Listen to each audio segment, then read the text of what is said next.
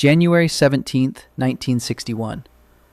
Dwight Eisenhower delivers his farewell address from the Oval Office, broadcast on national television to an audience of millions. He is 70 years old, a five-star general, the supreme Allied commander at Normandy, the man who coordinated the largest amphibious military operation in human history, and then spent 8 years at the intersection of the defense establishment, federal government, and the nation's largest industrial contractors. Nobody alive has more direct institutional knowledge of how military power works, what it costs, what infrastructure it demands, what it becomes when it entangles itself with politics and money across sufficient time and scale.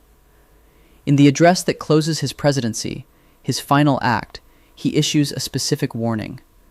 Not to a foreign adversary, to his own country, to its own institutions. His exact words: "In the councils of government, we must guard against the acquisition of unwarranted influence, whether sought or unsought, by the military-industrial complex. This conjunction of an immense military establishment and a large arms industry is new in the American experience. The total influence, economic, political, even spiritual, is felt in every city, every statehouse, every office of the federal government. The potential for the disastrous rise of misplaced power exists and will persist." 38 years later, George Lucas cast that warning as the main villain of the most commercially successful film franchise in history. Palpatine isn't the greatest film villain because Ian McDiarmid delivers his lines with surgical precision, or because the Senate robes transition satisfyingly to the Emperor's hood, or because the lightning effects in Revenge of the Sith are technically impressive. Those things are true. They're also beside the point. The argument is structural. Palpatine's method, engineering a crisis, controlling both sides of the conflict that crisis produces, using emergency authority to expand the state until the emergency becomes the permanent condition, then deploying a democracy's own legislative machinery to dissolve itself, is the precise operating logic Eisenhower named in 1961. Lucas didn't construct that parallel accidentally. He researched it, told interviewers exactly what he was doing, and delivered it inside a franchise aimed at children. The critics called the prequels tedious, politically dense, in need of a faster edit. They were watching a blueprint and complaining about the page count. The motive question deserves a direct answer before the case is built, because it has a form worth taking seriously. The simplest version of the objection, his only motive is being evil, that's not deep at all, is easy to address. Search 6 films of canonical material for a single moment where Palpatine announces sadistic intent, where he acts out of appetite for cruelty rather than calculation toward a specific structural outcome. It isn't there. He never says it. Every decision in his arc serves a function. But the sharper version of the criticism has more force. Power as motive without a terminal destination is philosophically hollow. An institution or character that accumulates authority indefinitely, with no state of affairs that authority is ultimately building toward, is just an engine without a purpose. More interesting than pure evil, but still empty at the center. The answer is in the Opera House. Revenge of the Sith. A Mon Calamari water ballet performs in the performance space below the private box where Palpatine sits with Anakin Skywalker. The Clone Wars are burning across the Outer Rim. Palpatine holds emergency powers that have been expanding for 3 years. And here, in a setting Lucas deliberately chose for its detachment from the war, wealth and culture displayed while planets burn, Palpatine tells Anakin about Darth Plagueis the Wise. A Sith Lord, he says, so powerful and so wise that he could use the Force to influence the midichlorians themselves, to create life, to prevent the people he cared about from dying. The dark side, Palpatine says, is a pathway to many abilities some consider to be unnatural. His master eventually taught everything he knew to his apprentice. The apprentice killed him in his sleep. Palpatine pauses. Ironic. He could save others from death, but not himself. McDiarmid plays that pause as a man privately savoring something. Because Palpatine is the apprentice in that story, he killed Plagueis. He's describing his own origin, while running the identical seduction on Anakin that Plagueis once ran on him, offering the power to stop Padme from dying, the specific terror that Anakin has been carrying since his Force visions began. The terminal goal is right there in that speech: power over life and death, over mortality itself. The Senate seat and the Chancellor's office and the Clone Wars and the Galactic Empire are all instrumental, levers toward the same destination. The closest Palpatine gets to stating his own psychology directly is his line to Anakin in that same film: "All who gain power are afraid to lose it." Not a boast, a confession. The self-perpetuating logic of authority accumulation stated without decoration. Acquiring power generates the constant dread of losing it, and that dread becomes the engine of everything that follows. He isn't delivering a villain's motivation speech. He's describing a psychological trap that real people and real institutions have fallen into continuously across history, in every concentrated power structure that has ever existed and tried to perpetuate itself. His philosophical framework is explicit, in a direct address to Vader. Where the Jedi gained power through understanding, we gain understanding through power. That is a coherent epistemology. Control over others generates information. The capacity to compel behavior reveals what populations will sacrifice for security, which institutions fold under threat, what people surrender for the promise of order.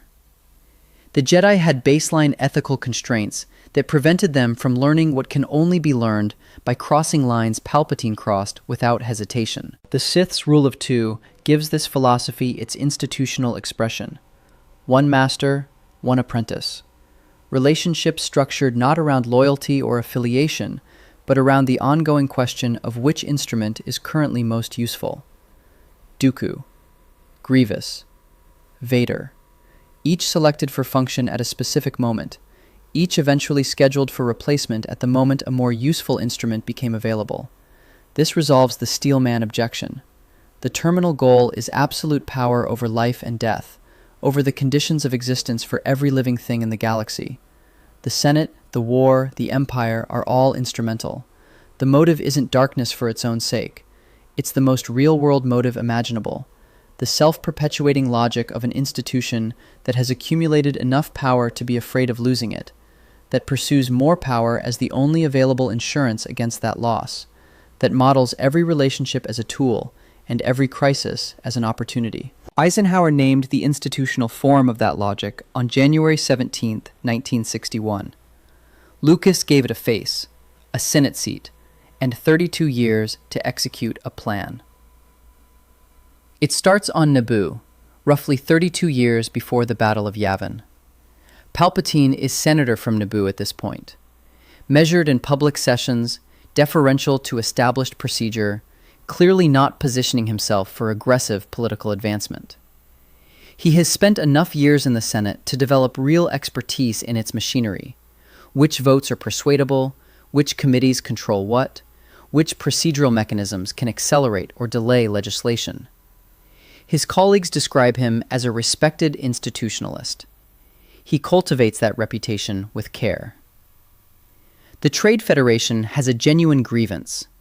New Senate legislation has imposed taxation on trade routes, Palpatine's proposal among others. The financial pain is documented and real. Their anger at the senator from Naboo is economically grounded and authentic. They aren't wrong that the policy damaged their commercial operations along the affected corridors. What they can't see, and what Palpatine has specifically designed around them being unable to see, is that the man who created their grievance is precisely positioned to benefit from their response to it. The Trade Federation blockades Naboo, then invades. Droid armies occupy the cities. The population is moved toward concentration camps. Viceroy Newt Gunray transmits demands to the Senate, demands the Senate's deliberative machinery is structurally ill-equipped to address quickly. A humanitarian emergency unfolds in real time on the homeworld of the senator who proposed the taxation that produced the invasion. Palpatine is simultaneously a senator with standing to demand action, a political victim of the invasion he helped engineer, and the one figure whose response to it will define his reputation. All three positions are useful. he arranged all three. Chancellor Valorum isn't corrupt. He's institutionally paralyzed. A leader with formal authority insufficient to override the committees that are supposed to handle a crisis like this, working through proper channels while an occupation continues in real time on a member world. He is a decent man trapped in a system Palpatine has read precisely. When Queen Amidala travels in person to the Senate floor, appearing before the full assembly to describe the invasion while her people remain under droid occupation, the inadequacy of everything the Republic has done is visible to every senator in the chamber. Valorum sits in his chancellor's chair and watches it happen. He has no mechanism to deliver faster. Palpatine counsels Amidala privately. He has positioned himself throughout as her most reliable political advisor, the one senator who has genuinely tried to help, who understands the system well enough to navigate it for her benefit. He steers her toward the move she might otherwise have considered too politically aggressive. Call for a vote of no confidence in Chancellor Valorum. Force an election during the crisis. Create the vacancy that the moment requires.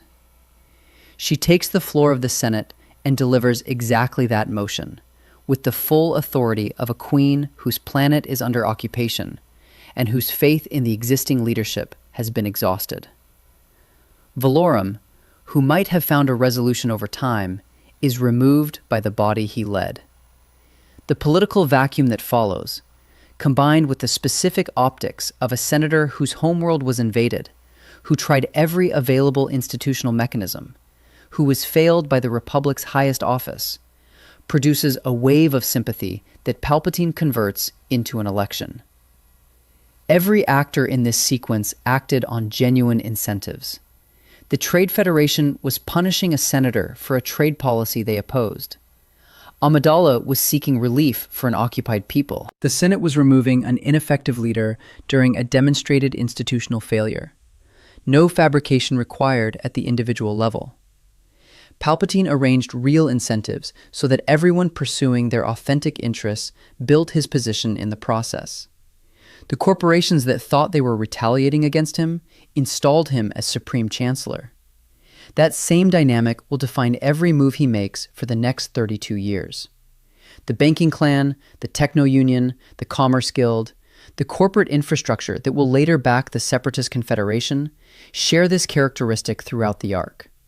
They are driven by economic gain and skillfully maneuvered, never understanding the full scope of their involvement in something larger than their commercial interests. Palpatine doesn't need them to understand. He needs them to keep acting on their financial self-interest, which he has arranged to align with his political objectives. 10 years pass. Palpatine governs as Supreme Chancellor. A separatist movement has built genuine momentum, thousands of star systems citing core world political dominance, Senate dysfunction, and regulatory overreach as justification for secession. The institutional grievances underlying the movement aren't fabricated. Count Dooku, former Jedi Master trained directly by Yoda himself, has become the movement's philosophical voice and political architect. His diagnosis of the Republic's corruption carries weight precisely because it's grounded in decades of observation from inside the Jedi Order. He has seen the Senate's failures, the Council's political compromises, the gap between the Republic's stated values and its actual governance. His arguments resonate because they're substantially accurate. He is also Darth Tyrannus, Sith apprentice to Darth Sidious. He has been in Palpatine's service since before the Separatist movement coalesced, and he knows exactly who Palpatine is. He serves willingly. The man leading the Republic's opposition answers to the Republic's chancellor through a private Sith channel that neither government knows exists. Meanwhile, on a water planet called Kamino, in a region of star maps that has been surgically removed from the Jedi archive so that queries about its coordinates return null results, hundreds of thousands of genetically identical clone soldiers exist in growth pods, training facilities, and barracks. More than 1 million additional units are in active production, aging at twice the normal human rate, combat-ready ahead of any biological schedule. They have been growing in Kaminoan facilities for approximately 10 years. Their existence is invisible to the Republic, the Jedi, the Senate, and the galaxy's intelligence apparatus. They are the Republic's army, and the Republic doesn't know they exist. A Jedi Master named Sifo-Dyas commissioned them. He had served on the High Council before the Naboo crisis. His precognitive abilities were unusually strong, among the most reliable in the Order, and his Force visions in the years preceding the Trade Federation invasion had grown increasingly specific. He wasn't seeing vague darkness ahead. He was seeing a galactic war, large enough and violent enough that the Republic would be incapable of fighting it without a dedicated standing military. The Jedi Order had no interest in becoming the Republic's army, and the Senate had managed without one for 1,000 years. The Council heard his proposals and rejected them. He was removed from his council position.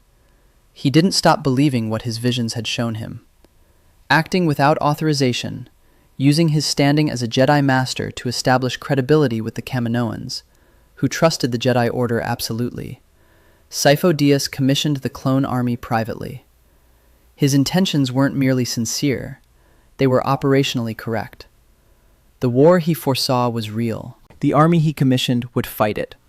He was trying to save an institution he loved from a catastrophe he could see coming, and couldn't convince anyone else to prepare for. He was dead before the catastrophe arrived. The Pike criminal syndicate shot down his shuttle at Dooku's direction shortly after the commission was placed. Dooku then took control of the Kaminoan project directly and brought in Jango Fett, a Mandalorian bounty hunter, experienced, professionally reliable, with no political affiliations, as the genetic template for every clone soldier the facilities would produce. More than 1 million soldiers, all grown from a contractor's DNA. The Republic's entire military force, built on hired violence from the cellular level up, hidden inside a project commissioned by someone who genuinely loved the institution it was designed to defend. Dooku and Palpatine then instructed the Kaminoan cloners to modify the biochips being constructed into each soldier's neural tissue. Those chips had been part of Sifo-Dyas' original design, built as a safeguard mechanism, meant to protect clones from being turned against the Republic through treacherous orders from compromised commanders. A protection mechanism, engineered by the same man whose sincere belief in the Republic made the project worth capturing in the first place. Dooku and Palpatine reprogrammed them to execute a single command, issuing from one authorized sender, Order 66, kill all Jedi simultaneously, without hesitation, without the possibility of individual override. The safeguard became the trigger. The clones were additionally engineered to age at accelerated rates, their lifespans finite and shrinking month by month, creating biological pressure to deploy the army quickly, before any sustained observation produced questions about the physiology of soldiers who were aging too fast. The urgency of deployment wasn't political. It was metabolic, built into the design, functioning as a structural clock on the window for discovery. What Palpatine and Dooku executed here has a precise name: institutional capture. They didn't construct a competing military from scratch and force it into Republic systems.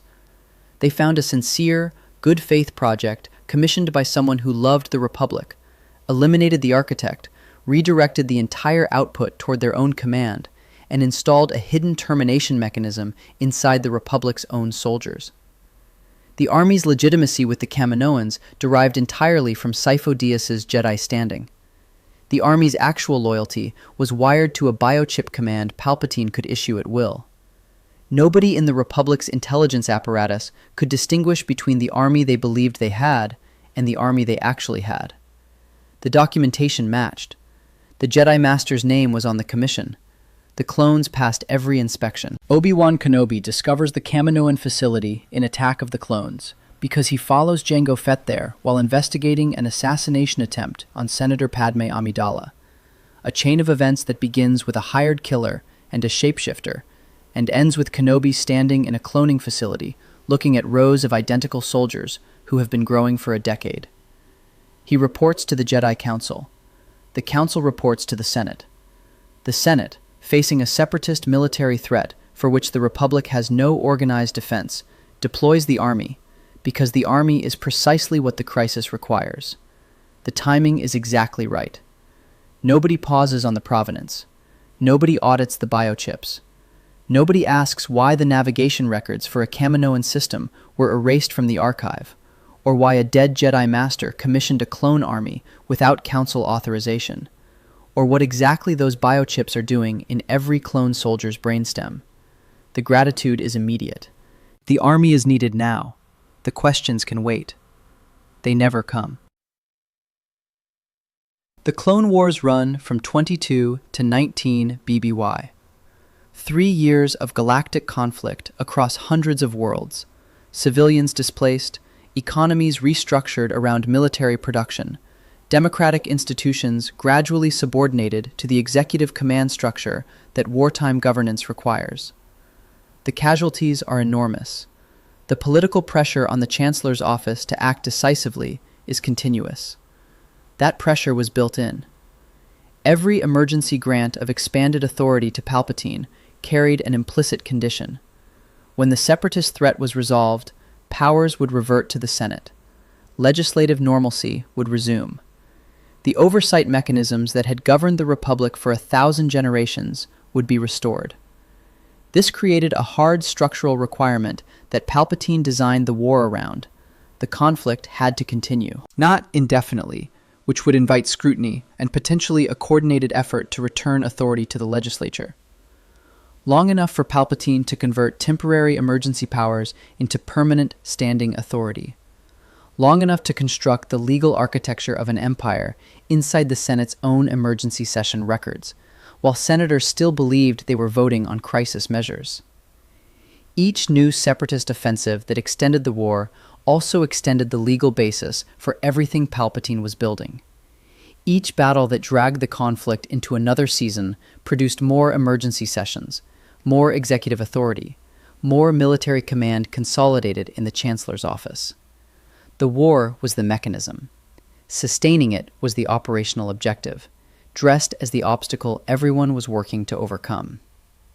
His parallel command structures ran underneath the official ones. On the Republic side, Palpatine held military command authority as Chancellor. Clone armies, Republic naval fleets, Jedi generals, all formally answering to the Supreme Chancellor's office. On the Separatist side, Dooku held political and military command over the Confederacy, answering to Palpatine as Darth Sidious through their private channel. Beneath both of those official structures ran additional layers, spy networks operating across both sides simultaneously, criminal organizations including the Hutt cartels and the Black Sun Syndicate, the Bounty Hunter Guild, shadow infrastructure answerable only to him, maintaining his intelligence picture across both governments. He didn't merely play both sides, he owned the space between them. The Banking Clan and Techno Union, nominally presenting themselves as neutral in the conflict while supporting the Separatists, found themselves subject to Palpatine's move to federalize the intergalactic Banking Clan during the war, absorbing their financial infrastructure into the Republic's expanding authority structure. Corporate entities that had committed their economic weight to the Separatist cause were simultaneously financing their own absorption into the imperial structure that the Republic was becoming. Every entity in the war that believed it was operating on its own institutional interests was wrong about whose interests it was actually serving. Grand Moff Tarkin, identified years before the war's end by Palpatine himself for senior command in whatever governmental structure followed the Republic, eventually the officer who would command the Death Star, had comprehensive knowledge of Clone Wars military operations. He was never told that his Supreme Chancellor was directing both sides of the conflict. If Tarkin, with his intelligence picture and his direct line to the Chancellor's office, didn't know, nobody below him in the command structure did either. The essential secret was held by exactly 2 people across 3 years of galactic war involving billions of participants and the full intelligence apparatus of the Republic. The war served a secondary purpose that political positioning alone couldn't deliver. Palpatine had encountered a 9-year-old slave on Tatooine during the Naboo crisis, a child with a midichlorian count that exceeded Yoda's according to Qui-Gon Jinn's field test, Anakin Skywalker. Living in poverty on an Outer Rim backwater, the most force-sensitive person alive, found in the precise sequence of events Palpatine himself had engineered. For the next 13 years, Palpatine cultivated him with deliberate patience. Regular private conversations when Anakin was in the capital. Personal counsel during political crises. A consistent message.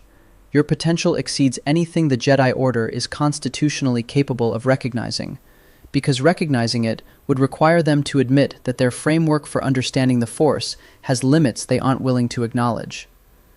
He positioned himself as the one figure who believed in Anakin without reservation, while the Jedi Council managed Anakin as a liability, an anomaly, someone whose emotional attachments made him an institutional risk. 3 years of the Clone Wars deepened that fracture.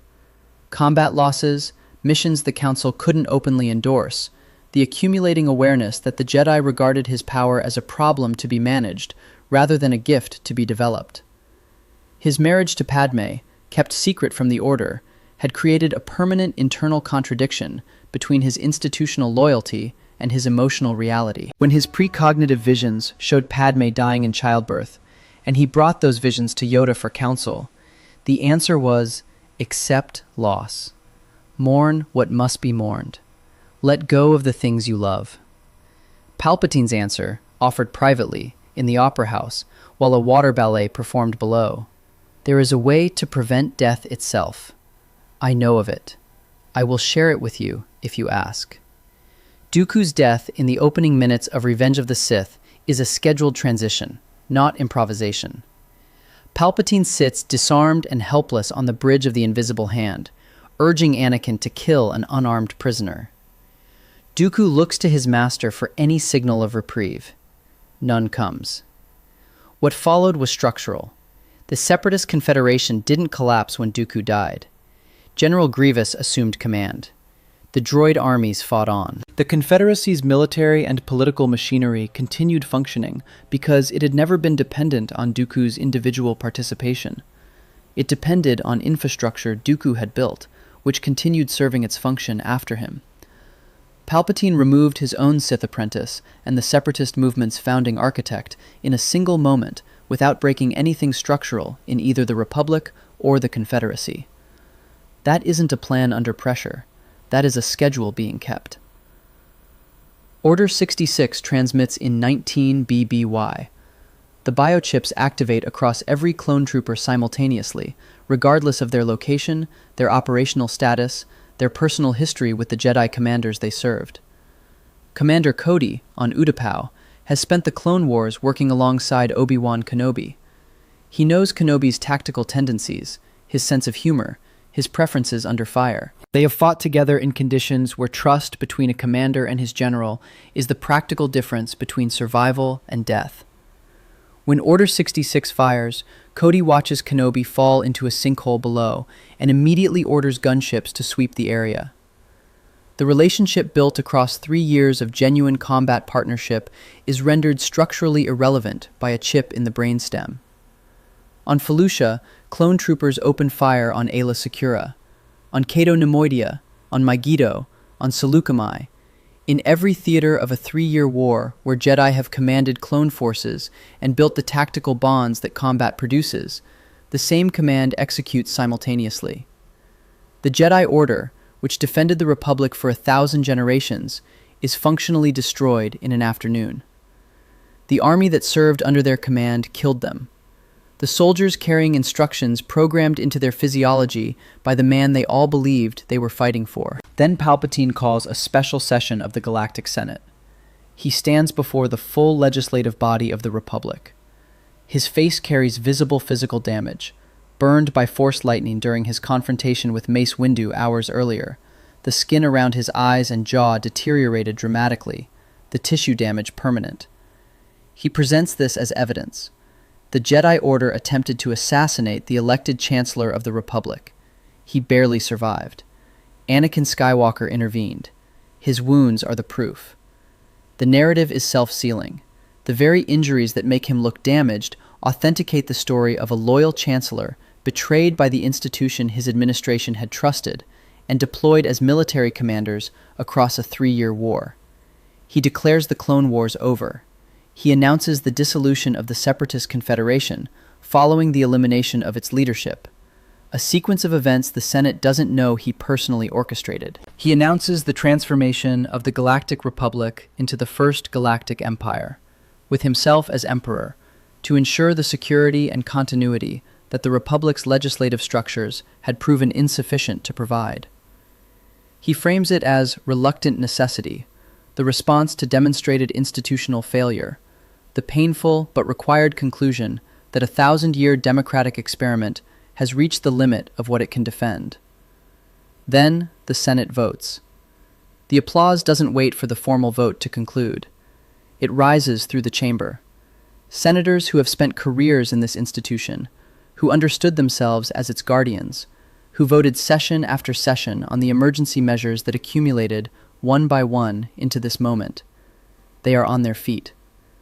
The formal transformation of the Galactic Republic into an authoritarian empire happens through the legislature's own procedural mechanisms, in full legal session, by people with every formal capacity to refuse. Padme Amidala watches from the gallery. She has witnessed more of the individual steps than almost anyone else in the chamber. The Naboo invasion that launched the sequence, the emergency powers votes she watched pass one by one, the accumulation of executive authority she recognized as dangerous at the moment it became irreversible. She turns to Bail Organa and says the only thing that remains accurate to say. So this is how liberty dies, with thunderous applause. The Republic ended with a standing ovation from its own legislature in its final session. Emergency powers didn't expire when the emergency became permanent.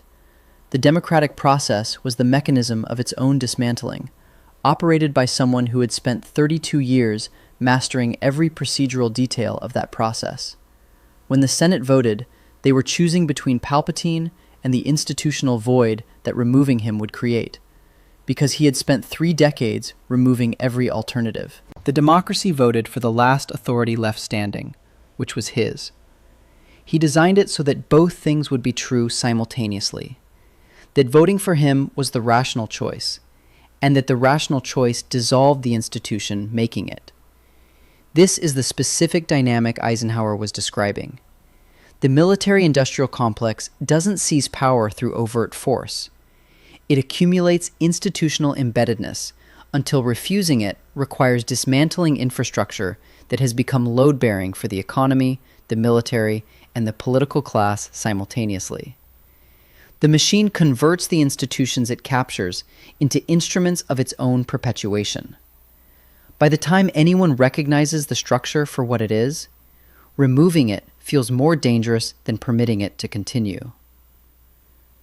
The claim that the prequel's political depth is retrospective fan projection, that Lucas was making a simple adventure story and audiences invented the allegory, is resolved by Lucas himself. He stated publicly that he began researching how democracies turn into dictatorships with full consent of the electorate, and that this research was a direct structural input into the prequel trilogy. The fall of the Roman Republic. The Weimar Republic's transformation into the Third Reich. The pattern he found recurring in historical democracies that voted themselves into authoritarian transformation, not through conquest, but through the gradual, procedurally legitimate surrender of oversight to institutions that had made themselves indispensable. He studied these cases specifically to understand the mechanics well enough to portray Palpatine's rise accurately. Richard Nixon was the model for Emperor Palpatine. Lucas said it plainly. The president who expanded executive authority through emergency frameworks, who turned democratic institutions against the norms designed to constrain them, who invoked security threats to justify progressive erosion of civilian oversight. Lucas was a young filmmaker in the early 1970s, watching his government make decisions that disturbed him. He noted that Star Wars was really about the Vietnam War, and about the period when Nixon was trying to hold on to power through the expansion of presidential authority beyond its constitutional limits. The observations he made in that era became the structural spine of the prequel arc a quarter-century later. The original trilogy was designed around one question: how is empire resisted? The prequels were designed to answer the prior question, the one that actually matters. How does empire form? How does a functioning democracy vote for its own authoritarian transformation? Lucas had been sitting with that question for 20 years between trilogies. Palpatine is the answer he built. The Phantom Menace opened in May 1999. Critics called it tedious, politically dense, and in need of a faster edit. The Trade Federation negotiations, Senate procedure, taxation policy debates, all characterized as narrative clutter where there should have been more action. Some of those criticisms identified real pacing problems in the films, but the political architecture they dismissed as clutter was the subject. Lucas embedded a 6-film analysis of how power structures manufacture the conditions for their own expansion into the most commercially successful entertainment franchise in history, beginning with a movie aimed at children, and the critical establishment spent a decade arguing about the dialogue. Palpatine always wins because he designed a structure with redundancy at every level, where no single tactical outcome could affect the terminal sequence. The biochip mechanism built into every clone trooper is the clearest proof of that architecture. Order 66 didn't depend on individual clone loyalty, on whether specific commanders had developed personal bonds with their Jedi generals over 3 years of shared combat, on whether any clone in any theater had doubts about the Order's legitimacy. The command was physiological, not psychological. Commander Cody's relationship with Obi-Wan Kenobi was genuine. It was also structurally irrelevant. A chip in the brainstem fires regardless of what the person attached to that brainstem believes or values or remembers. 3 years of genuine tactical partnerships, of combat bonds built in the most extreme conditions, were made completely irrelevant by a mechanism the Jedi never knew to look for. The war's daily tactical trajectory, which side was winning on which planet on which day, had no connection to what happened when the terminal sequence initiated. The Separatist Confederation's continued operation after Dooku's death is the structural proof of a second layer of redundancy. A plan built around Dooku as an irreplaceable component would have fractured in the opening minutes of Revenge of the Sith. Instead, General Grievous assumed command, and operations continued without disruption. The Confederacy's military and political infrastructure kept functioning because it was never dependent on Dooku as a person. It was dependent on the organization he had built, which his individual death couldn't disassemble. Palpatine eliminated his own Sith apprentice and the Separatist movement's founding architect simultaneously, in a single scene, without breaking anything structural in either the Republic or the Confederacy. The design had already priced in that transition. The Senate's emergency powers mechanism was self-reinforcing in the same way. Each session that granted Palpatine new authority made the existing grants harder to reverse, because reversal required trusting that the Separatist threat had meaningfully diminished, which it hadn't, because Palpatine ran the Separatists, or trusting that a chancellor who had accumulated military command authority over 3 years would voluntarily return it to a legislature that had no mechanism to compel him. Neither path back was structurally available. The legislative mechanism had been converted, one emergency session at a time, into a ratchet. Authority flowed toward the Chancellor's office and had no formal pathway back. By the time any senator recognized the trajectory, the position was already irreversible. In the original trilogy, 2 decades after Order 66, Palpatine constructs the trap at Endor, knowing the Rebel Alliance believes the Death Star 2's shield generator is undefended. He has allowed that intelligence to reach them. He tells Vader in advance, "I have foreseen it." He tells Luke in the throne room, as the Rebel fleet is being destroyed in the space below, "Your faith in your friends is yours." The contempt in that line is the tell. Not the cruelty, but the contempt. He has modeled the relevant variables. Luke submits to the dark side. Palpatine gains a younger, more force-powerful apprentice, and the rebellion loses its most symbolically significant figure. Luke refuses and is killed. The rebellion loses its best prospect for turning Vader and its most powerful combatant in one sequence. Every branch Palpatine has constructed resolves in his favor. When Luke refuses to fight and watches the rebel fleet being destroyed in the space below, Palpatine tells him, "Young fool, only now at the end do you understand. Your feeble skills are no match for the power of the dark side." He is confident in a way that is structurally grounded. He's examined the decision tree. He's built the architecture. He is correct that his position is unbeatable within the decision space he has modeled. He has been correct about his position for 32 years. The one outcome outside his model is Vader watching his son being killed by Force lightning and choosing, in the last functional minutes of a body that has sustained life through mechanical support for 23 years, to act on something the Sith philosophy he absorbed says he abandoned in 19 BBY. Palpatine's analysis of Vader is based on everything Vader has done and been since Mustafar. The philosophical framework Palpatine spent decades building and teaching, the Sith stand alone, willing to sacrifice everything for power, attachment is weakness, love is a liability, led to a clean conclusion about the man inside that suit. The conclusion was wrong about one specific human being in one specific moment. He has no entry for that. Not because he failed to model it as a theoretical possibility, because within his operating framework, forged across decades of treating every relationship as an instrument, every emotion as either a tool or a weakness, it isn't a real variable. A man who became Darth Vader and stayed Darth Vader for 23 years, who executed Order 66, who hunted Jedi across the galaxy, who served the Empire through its worst operations without hesitation, that man doesn't have functional paternal love left. The calculation is clean. It produces a wrong answer. Vader throws Palpatine into the reactor shaft. One honest acknowledgement before the close, because the record requires it. Dave Filoni ran the Clone Wars animated series from 2008 to 2020 and gave the prequel trilogy's political mechanics more screen time and narrative depth than the films themselves managed in places. Palpatine's manipulation, the institutional tragedy of Anakin's fall, the specific moral weight of clone soldiers executing orders they had no framework to refuse. It was genuinely excellent work, and he was, for that period, the person you pointed to when someone asked who actually understood what Lucas had built.